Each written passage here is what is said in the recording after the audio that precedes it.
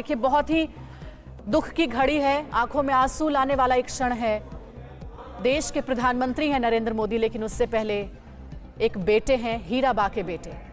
उनको कंधा देते हुए उनका पार्थिव शरीर पंकज मोदी के आवास से निकल रहा है, गांधीनगर वाले घर से निकल रहा है। ये अंतिम यात्रा है हीराबा की। 100 वर्ष की हीराबा, जिन्होंने अपने बेटे को कई सीख दी और इन्हीं सीख पर चलते हुए प्रधानमंत्री नरेंद्र मोदी ने देश की सेवा की। आज वो अंतिम क्षण, जब अपनी मां को कंधा देते हुए एक बेटे के लिए बहुत दुख का ये समय है, लेकिन ये जीवन का कड़वा सत्य है। हर किसी को इस परिस्थिति से, इस क्षण से गुजरना है।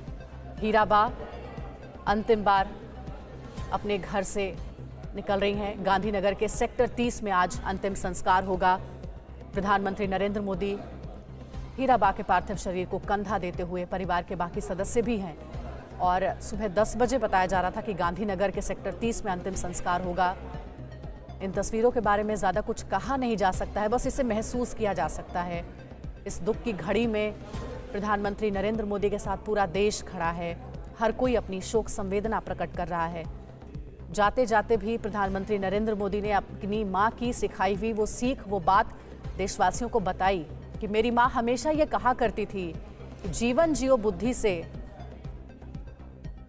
कर्म करो बुद्धि से और जीवन जियो शुद्धि से। ये तस्वीरें बहुत कुछ बताती हैं, बहुत कुछ एहसास कराती हैं। एक बेटे का माँ से लगाव, हम सब ने सुना है कि पुत्री का पिता से लगाव होता है और पुत्र का माता से लगाव होता है। जब भी माँ और बेटे का उदाहरण दिया जाता है तो प्रधानमंत्री नरेंद्र मोदी और उनकी माँ हीराबा का बार बार जिक्र होता है।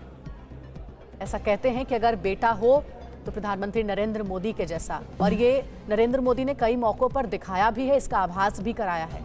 आपको याद होगा वो क्षण जब फेसबुक के मुख्यालय पहुंचे थे प्रधानमंत्री नरेंद्र मोदी, और वहां पर कैसे अपनी मां के बारे में बोलते हुए उनके आंसू निकल पड़े थे, क्योंकि वो संघर्ष अपना बता रहे थे, अपनी मां का संघर्ष बता रहे थे कि मां ने कितनी कठिन परिस्थितियों में उन्हें पाला पोसा है। घर में काम करती थी, बर्तन मांजती थी, अपने बच्चों को उन्होंने शिक्षा दी, इस लायक बनाया कि आज देश के प्रधान सेवक, प्रधानमंत्री के तौर पर उन्हें जाना जाता है।